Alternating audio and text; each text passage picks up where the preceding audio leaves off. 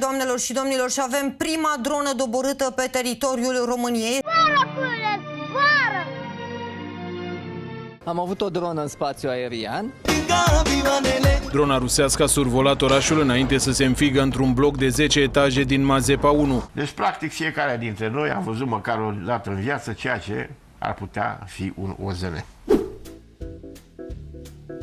Încă din cele mai vechi timpuri, oamenii au văzut zborul păsărilor și au vrut să limite, ca să filmeze apoi de sus pe la nunți. Așa au ajuns într-un final să construiască drone. Azi am să vă prezint adevărata istoria zborului la români.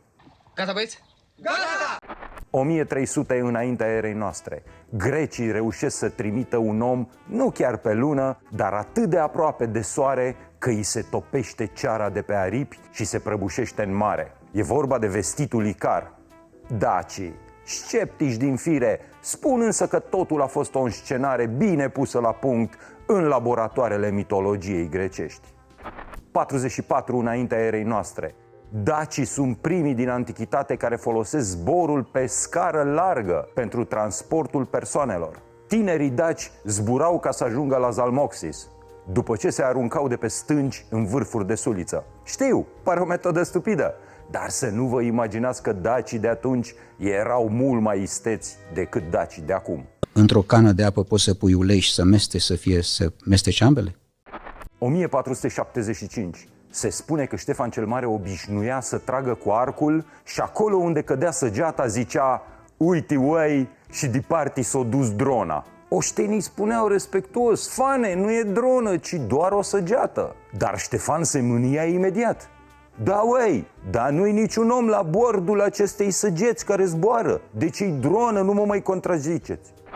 1517. Meșterul Manole rămâne blocat pe acoperișul mănăstirii Curtea de Argeș, după ce voievodul îi ia scara ca să nu mai construiască și pentru alții biserici la fel de frumoase. Manole e nevoit astfel să-și improvizeze niște aripi cu ajutorul cărora ajunge în siguranță la sol, ca să pună scara la loc și să coboare și el ca oamenii. Nemuritor înseamnă să pui mâna pe un târnăcop, să sapi un șanț. 1844. Ion Heliade Rădulescu publică poezia Zburătorul. Citez primele versuri ale acestui nemuritor poem. De-ar fi cârciumile toate agățate în nori, ai vedea în ele, Doamne, doar aviatori. Cum să tragi, mă, dărâți? Dar de ce tragi? Dă flapsuri, dracu! 1883. Eminescu scrie poezia nemuritoare lui Ceafărul despre dragostea imposibilă dintre un astru ceresc și o muritoare.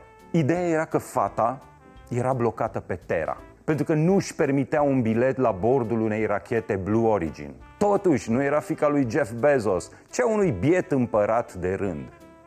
1906.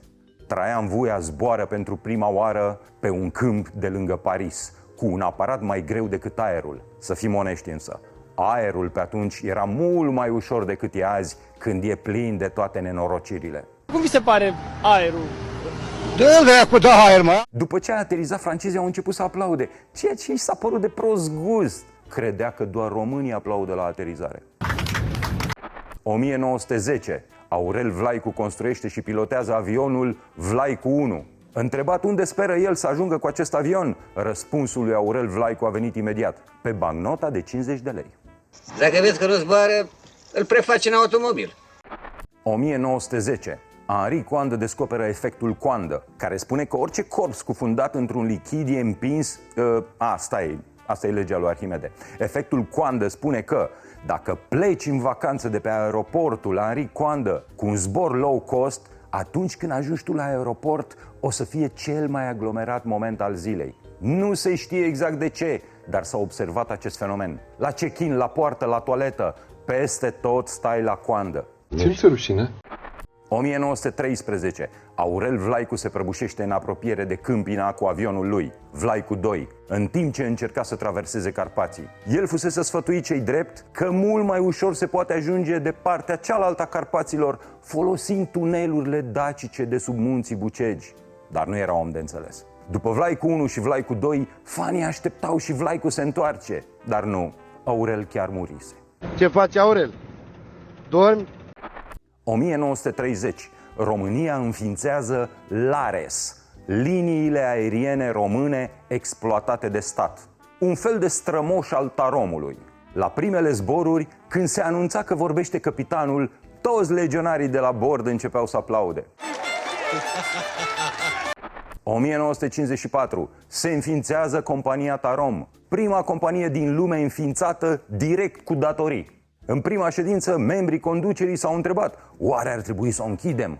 Și de atunci asta a rămas ca o tradiție. Mereu se întreabă dacă să o închidă și mereu fac alte și alte datorii. 1969. Americanii ajung pe lună, dar Ceaușescu nu e impresionat deloc. Spune că dacă era pe bune, astronauții s-ar fi pozat cu un ziar local, apărut în ziua selenizării, să se vadă data exactă.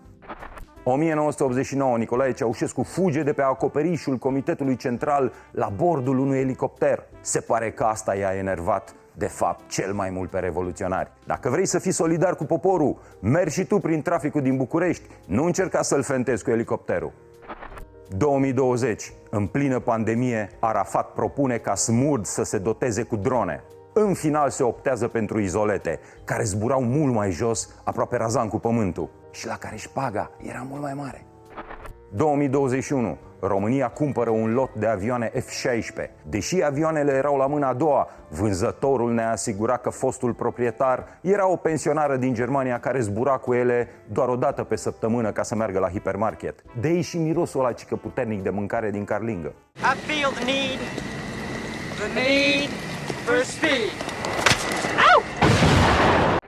2024. O dronă rusească pătrunde în spațiul aerian românesc. Drona nu doar că nu e doborâtă, dar până să se prăbușească de la sine, apucă și să-și facă niște selfie-uri cu câțiva țărani.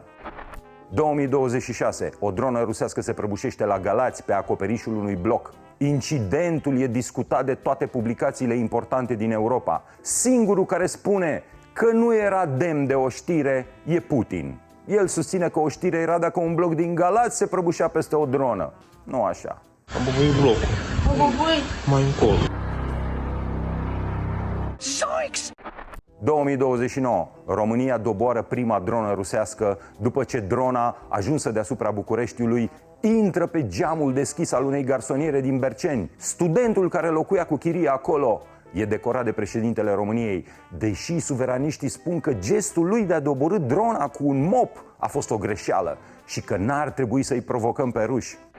Asta a fost. Dați like, share, subscribe canalului nostru. Pa!